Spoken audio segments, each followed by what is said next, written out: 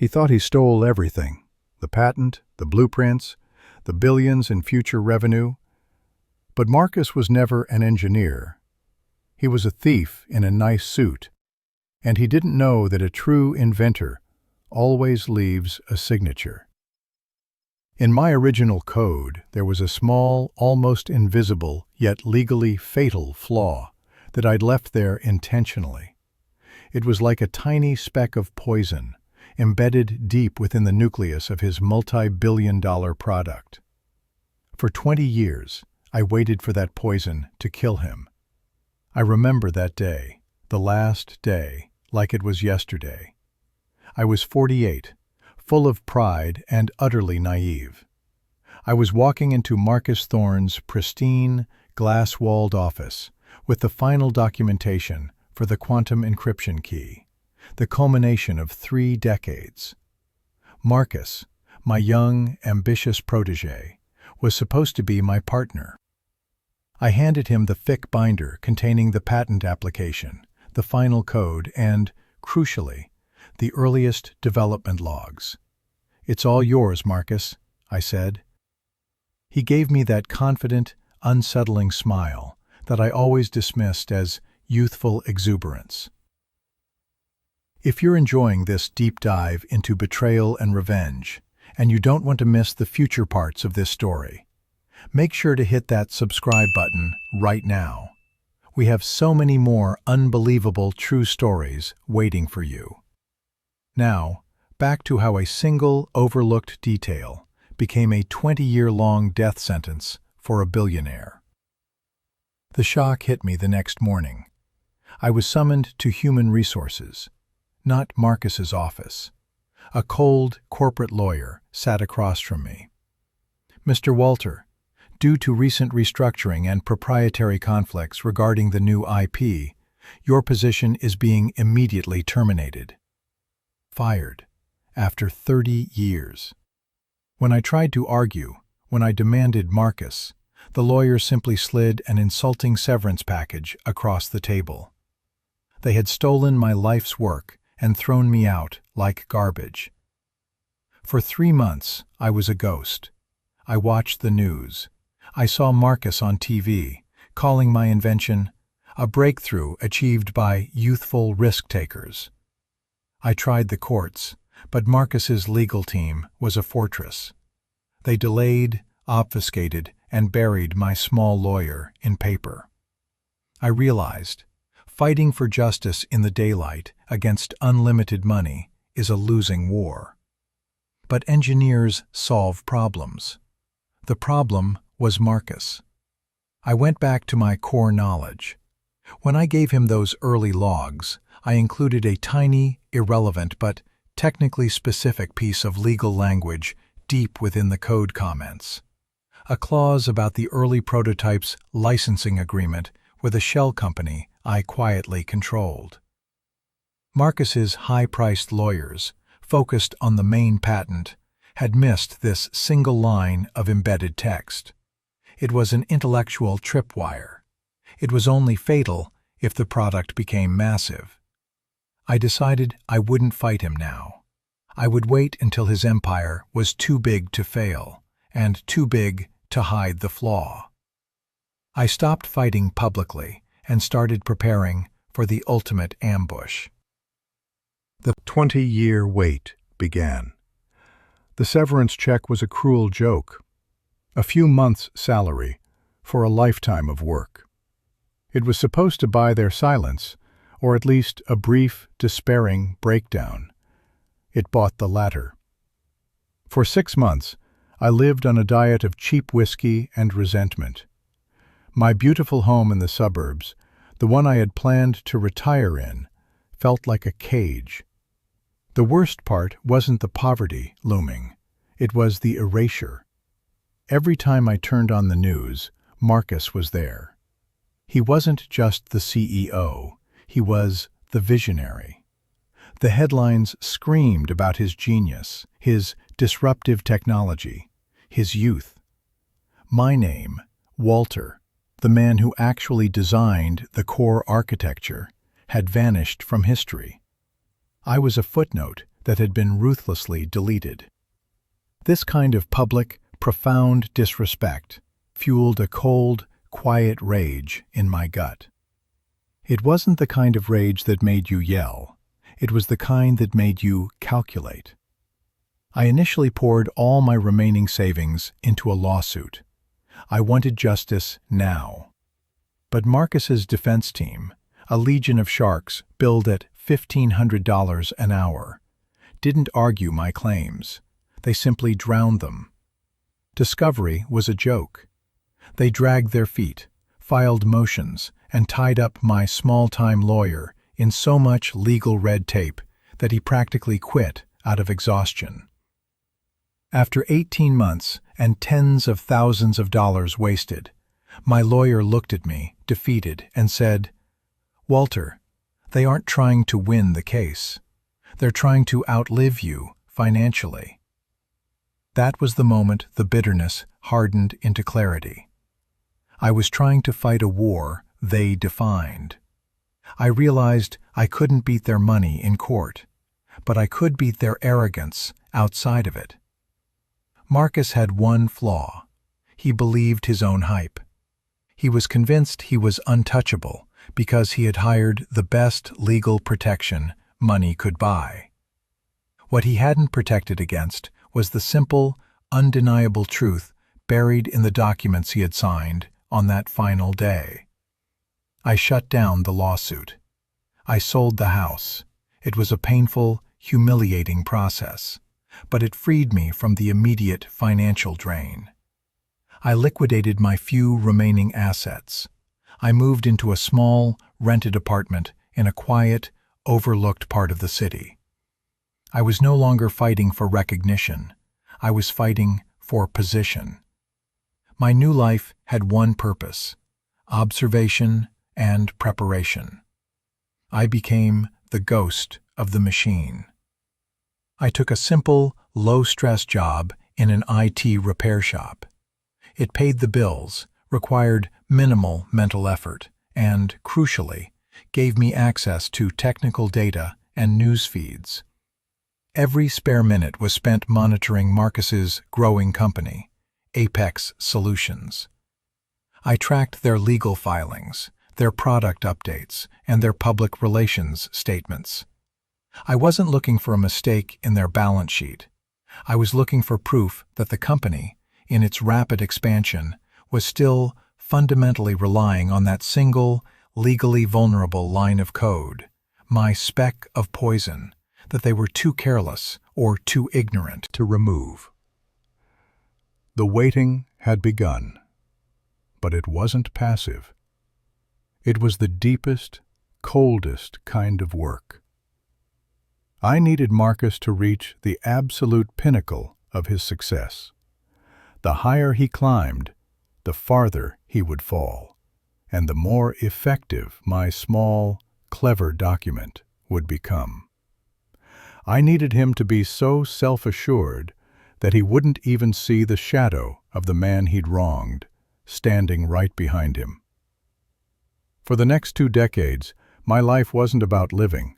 It was about waiting. And waiting, when you're an engineer, means constant, meticulous work. I didn't become a hermit, but I certainly became invisible. My job at the repair shop was perfect. No one asked questions. No one cared that the quiet, aging man fixing motherboards was once the Walter who changed the face of encryption. My revenge was a project, and it needed data. Every week, I dedicated hours to monitoring Apex Solutions. I wasn't just reading press releases. I was deep diving into the technical papers they reluctantly published for industry standards, the minor bug fix logs, and the updates they pushed to their core software. Marcus and his company were too big, too confident, to meticulously vet every single line of inherited code. They just built layer upon layer on top of my original foundation. My speck of poison was a small, proprietary function tied to data validation in the initial setup of the encryption key. It was non-essential to the key's daily function, but its inclusion in the earliest signed documentation was the legal tripwire. If their current multi-billion-dollar commercial product still relied on that function for any part of its installation or legacy support, even a tiny, archaic piece, then they were in violation of the early licensing terms they had inadvertently acknowledged when Marcus signed the original patent transfer. The first few years were frustrating. The company was small, agile. But around the 7-year mark, things changed. Apex Solutions went public, and the sheer volume of their software and code bases exploded. This is where arrogance became their undoing. They started using automated tools for code migration and updates, relying on legacy code stability. I saw it in a publicly released changelog for a major system update. They had referenced and retained the structure of my validation function, merely wrapping it in a newer API. The poison was still in the system. This wasn't just data, this was my evidence. I started a physical archive, not on a connected computer, but in a series of custom-bound folders, labeled only with technical identifiers. I printed everything. Dated screenshots of the changelogs, copies of the legal filings where they affirmed the integrity of the original source code, and my own notarized copies of my initial documentation. It was a physical, non-traceable trail of their guilt, meticulously organized by year. I never let myself dwell on the lost money or the lost fame. That would lead to the emotional breakdown Marcus expected. Instead, I focused on the cold geometry of the attack. Every time Marcus appeared on a magazine cover, and believe me, they were frequent, I would study the photo. He grew richer, slicker, and his smile became wider, more complacent. He was living on borrowed time, and he had no idea that the quiet man in the repair shop, 2,000 miles away, was the executioner. This long wait required immense discipline. I couldn't afford a slip-up, a public outburst, or a moment of weakness. I needed to be perfectly clean, perfectly silent. I was a submarine, running silent and deep, waiting for the exact moment the enemy's flagship sailed directly over my firing position. I just needed him to choose the perfect target of opportunity, the highest possible stage. As the years blurred into a decade, then 15 years, my hatred for Marcus didn't boil. It solidified into a diamond-hard, tactical object. I realized that my most potent weapon wasn't the technical flaw. That was just the legal ammunition. My real weapon was Marcus himself, or rather, his massive, fragile ego. He wasn't just a businessman anymore.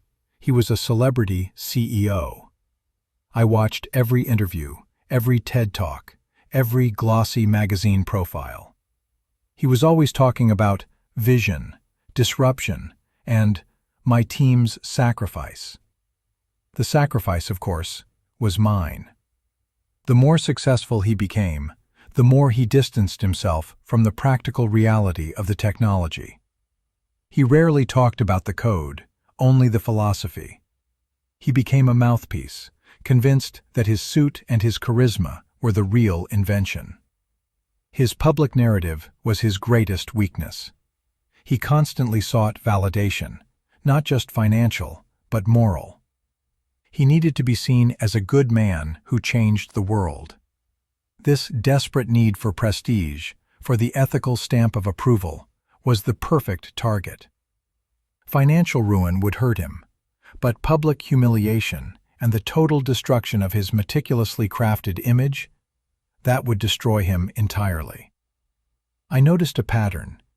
Every few years, he'd pivot his philanthropic efforts to align with his company's current buzzword. He'd fund a university chair in ethical AI, or he'd lecture at top business schools on integrity in innovation. This wasn't genuine altruism. It was strategic image management. He was compensating for the one truth he knew. He was a fraud. This is why a quiet lawsuit wouldn't work. It would be a messy exchange of money and documents, buried on page 17 of the business section. I needed the world to see the moment the mask slipped. I needed the stage to be global, and the spotlight to be blinding. I specifically looked for an event that symbolized the absolute pinnacle of technological integrity and public honor. A simple corporate conference wouldn't do. I needed a prize, something awarded not just for revenue, but for ethical innovation. I cataloged the possibilities. The Turing Award was too academic. The Nobel wasn't tech-focused enough. There had to be an event that validated his entire life's lie. In the background of all this analysis, my own life was lean, simple.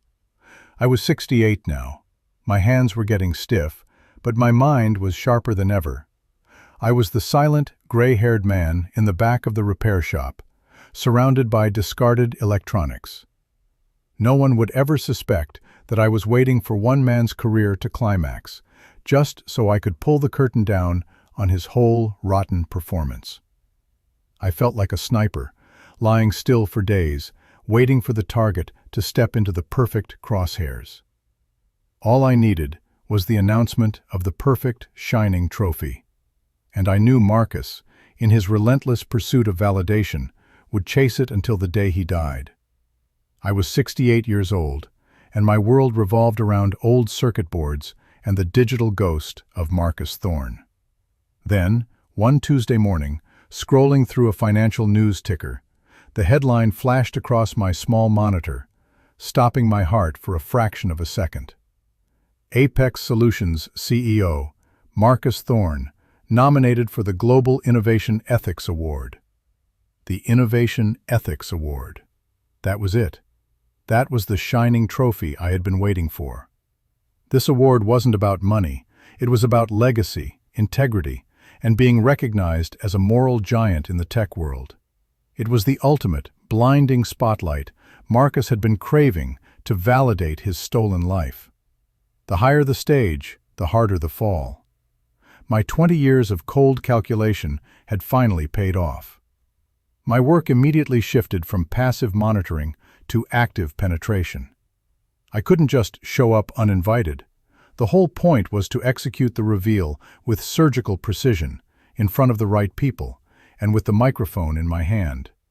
I needed an invitation, not as a disgruntled former employee, but as a trusted voice of the past. I started digging into the Award Foundation's history and structure. I found that they often featured a historical perspective segment, a brief, sentimental piece where a colleague from the nominee's early career would offer a humble, humanizing anecdote. This was my opening. I crafted a carefully worded email to the award's organizing committee. I didn't mention lawsuits, patents, or betrayal. I introduced myself as Walter Sterling, a founding colleague from the early days of Apex Solutions, when it was still just an idea. My tone was reverent, nostalgic, and subtly flattering to Marcus. I wrote about the humble beginnings, the long nights, and the incredible raw potential of the young Marcus Thorne. I offered to share a short, positive, personal recollection about the struggle and vision. They didn't see a threat. They saw a great human interest story, the perfect setup for Marcus's polished narrative. They saw the humble, gray-haired man giving tribute to the Titan. A week later, I received the reply. It was exactly what I needed. They were delighted to include my testimony in the pre-award video package. But an in-person appearance was deemed even better for the emotional impact. They extended me an official invitation to the exclusive gala in San Francisco. I remember standing in my tiny apartment, the official embossed invitation in my hand. It wasn't just paper, it was a signed permission slip to detonate my revenge. For 20 years, I had prepared my weapon. Now, I had the launch codes and the trajectory. I realized then that Marcus's lawyers had been his shield, but his ego was my door. He was so consumed with receiving this validation that he would never vet a harmless-sounding, founding colleague. He was too busy rehearsing his acceptance speech. I looked at my physical archive, the folders, the dated prints, the original legal document with the embedded flaw. Everything was ready.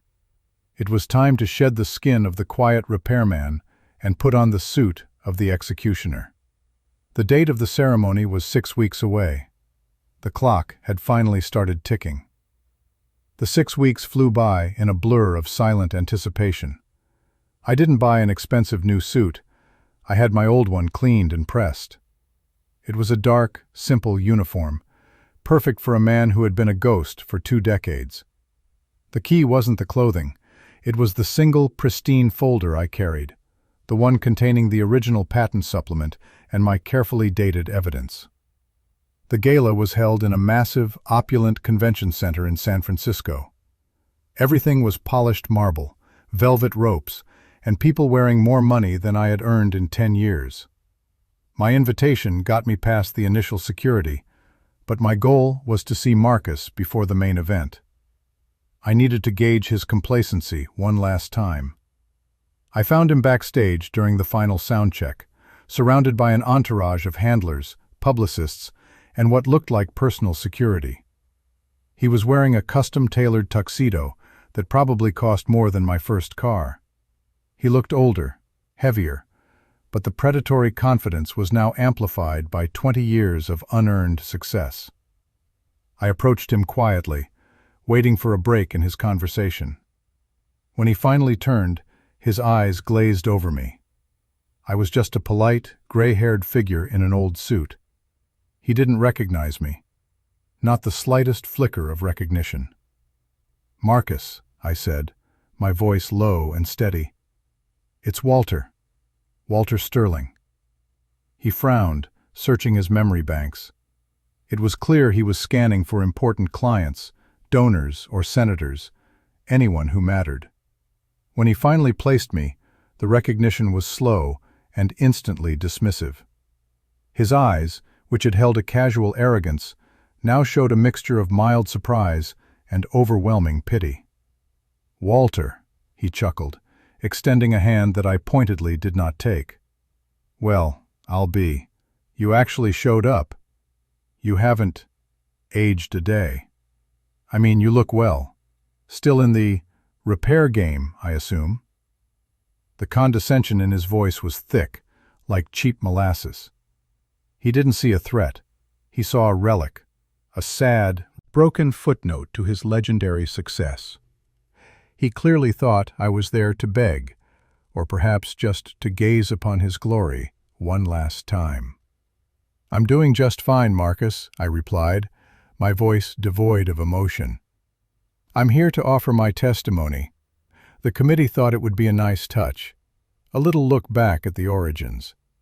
He leaned in conspiratorially, but his eyes were already darting back to his publicist. "That's very generous of you, Walter. Truly.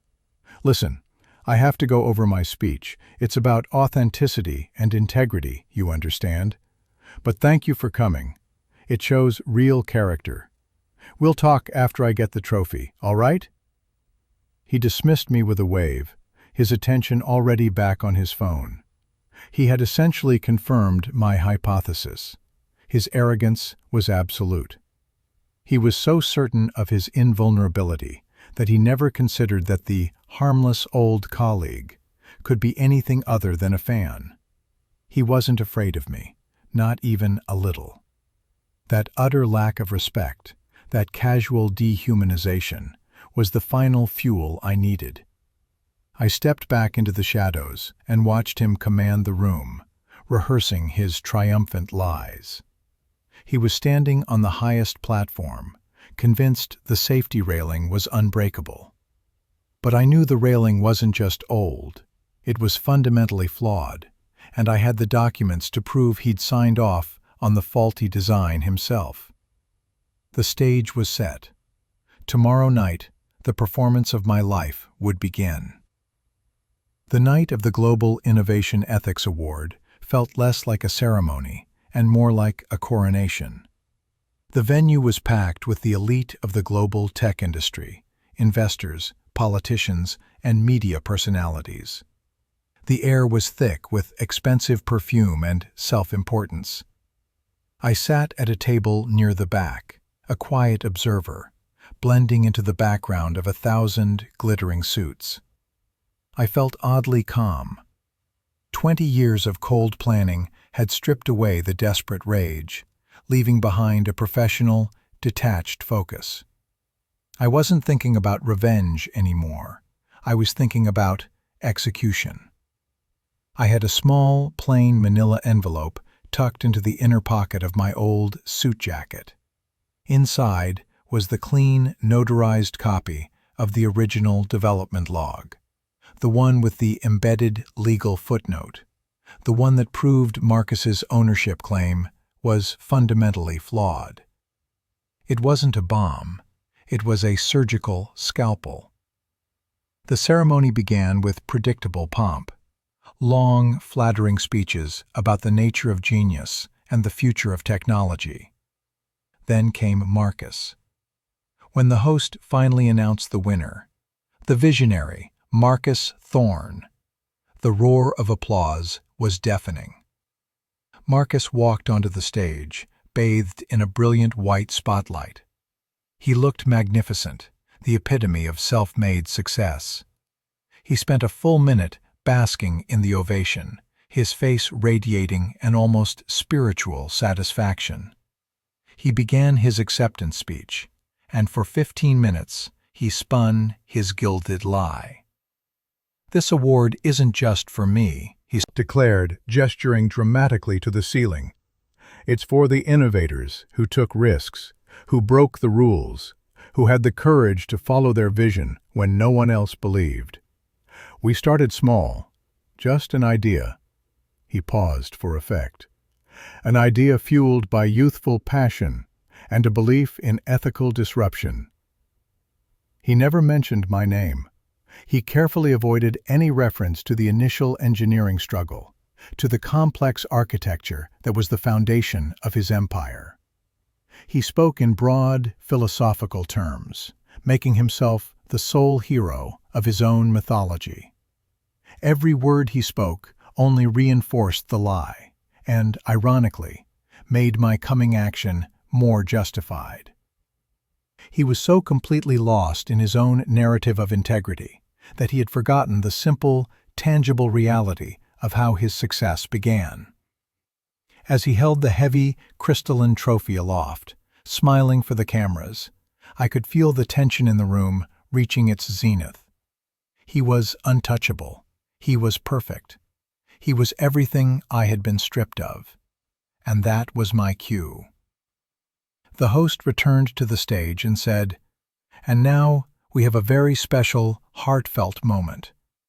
We asked one of Marcus's earliest colleagues, a man who knows the true depth of his journey, to share a brief testimonial. Please welcome Mr. Walter Sterling." The spotlights shifted from Marcus's triumphant face to the small podium where I was expected to speak. I rose slowly from my seat in the back. Marcus, still glowing from his win, saw me walking up the aisle. He gave me a quick, patronizing nod. "Go on, old man. Say your nice words and let me get back to my champagne." I walked onto the stage, the heavy, blinding light momentarily disorienting. Marcus was standing just 10 feet away, holding his trophy. He looked impatient, but I wasn't there to praise him.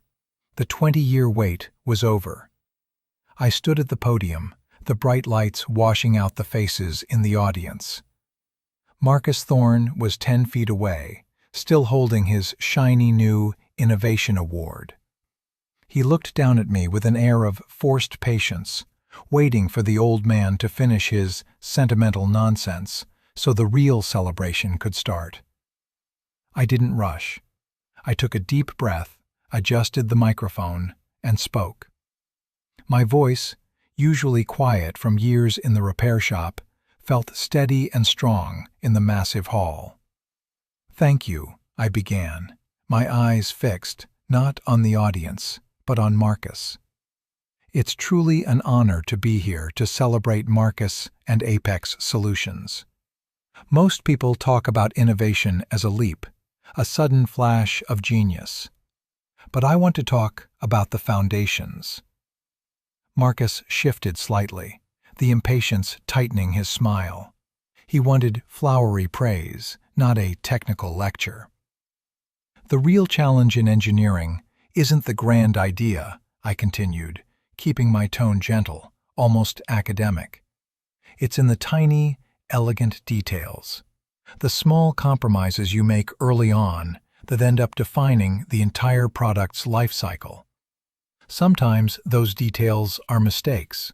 Sometimes They're simply shortcuts that become permanent features.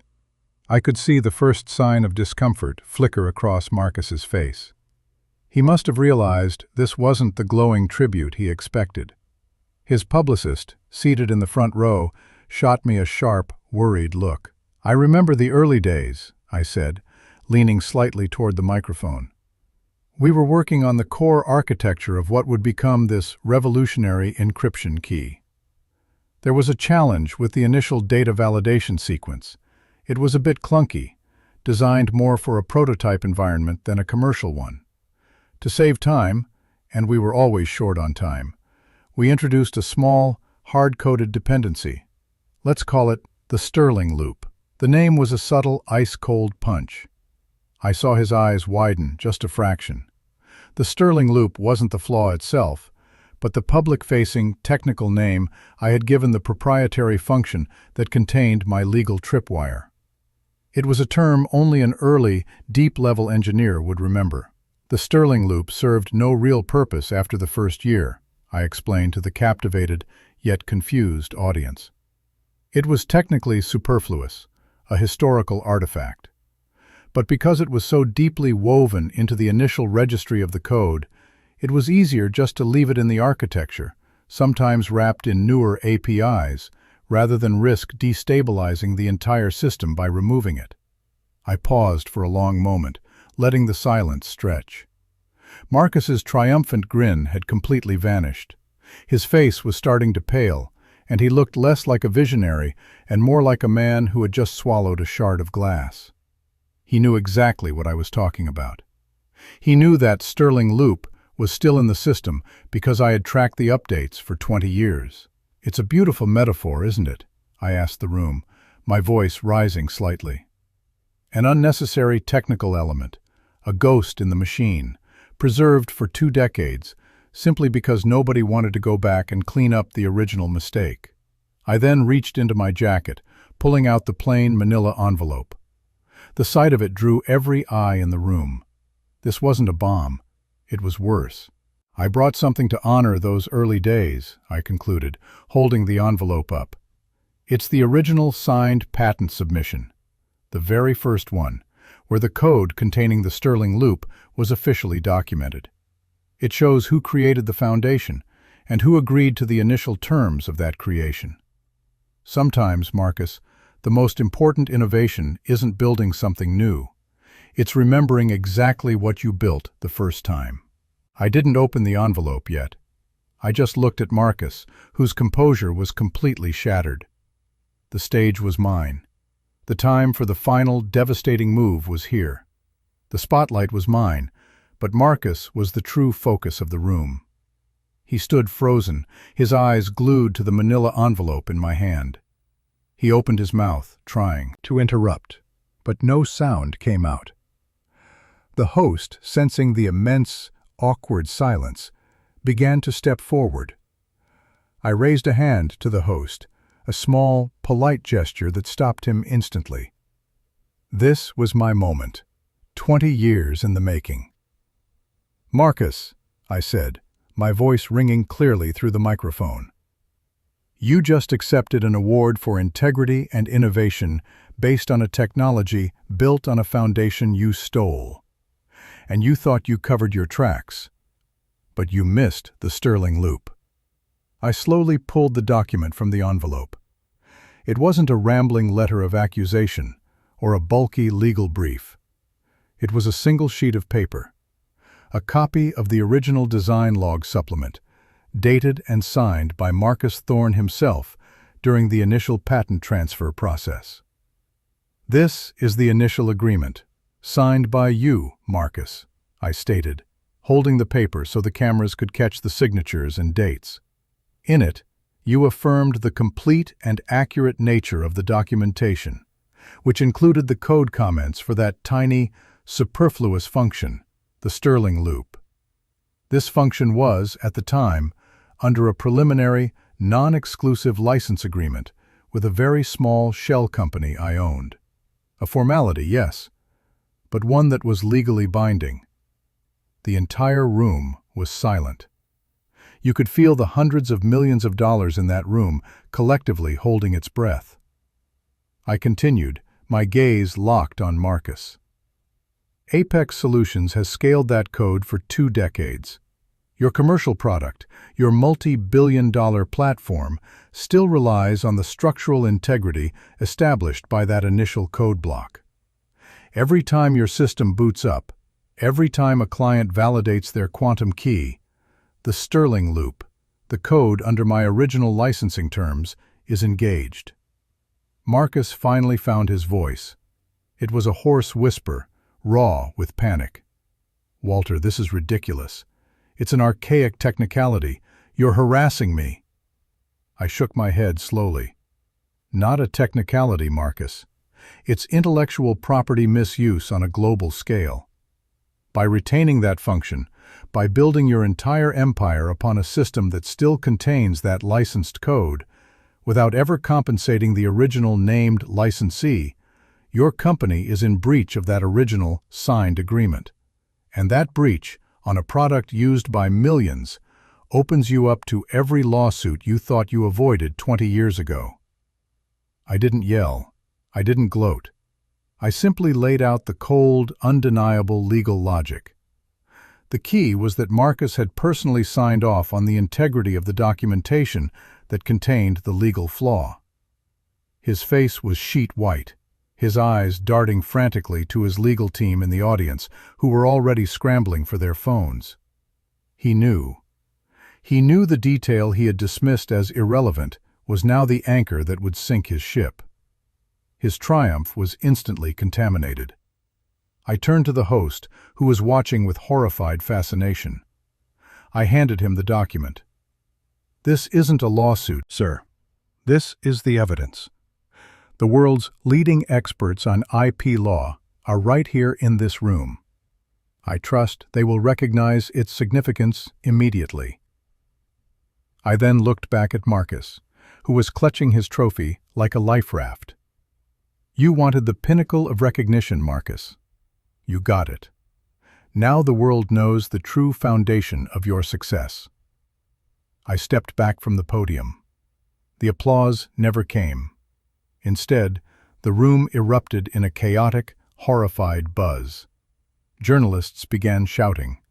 Lawyers started whispering urgently into their phones.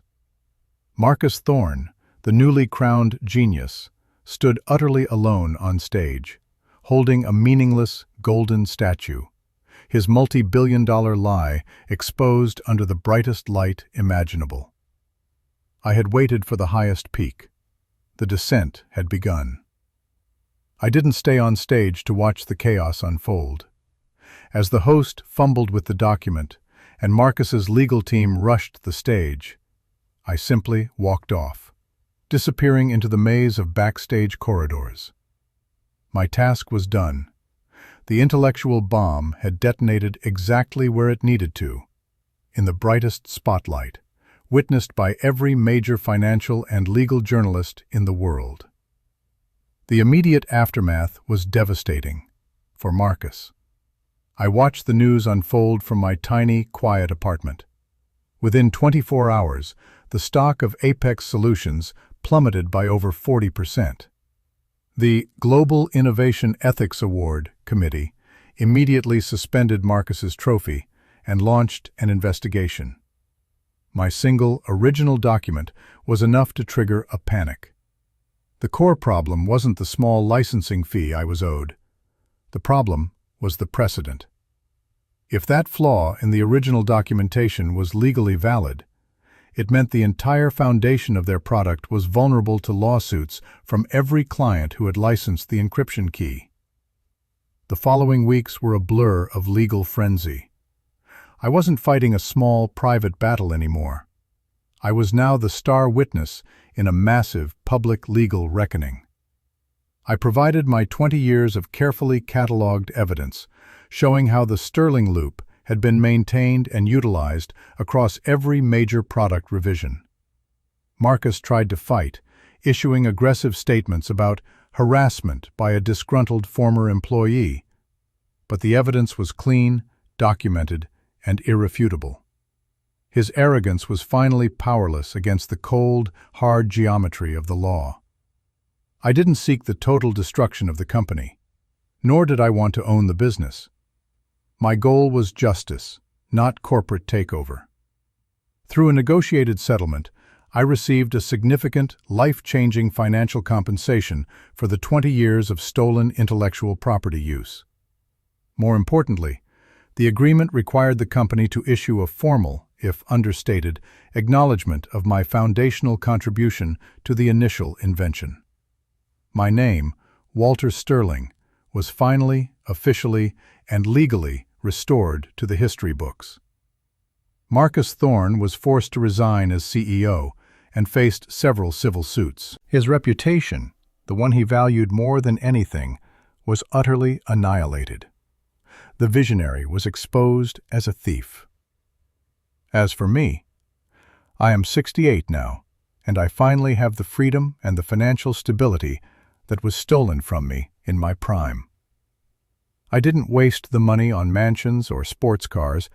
I bought a comfortable house near the ocean, set up a small non-profit foundation to mentor young, genuine inventors, helping them navigate the ruthless world of patents and protection. I finally achieved the true innovation I cared about, helping others avoid the fate I suffered. I am at peace. The cold weight of revenge is gone, replaced by the quiet warmth of a life regained. So that's my story. I waited 20 years, lived in the shadows, and used one single, overlooked legal detail to take down the man who stole my life. I have to ask you, did I do the right thing? Would you have waited 20 years for that perfect public ambush? Or would you have burned out fighting the quiet legal war? Let me know in the comments below. If you enjoyed this story of calculated, patient revenge and want to hear more mind-blowing true tales from the shadows, please smash that like button, share this video, and make sure to subscribe so you don't miss the next epic story. The end. Thank you for listening.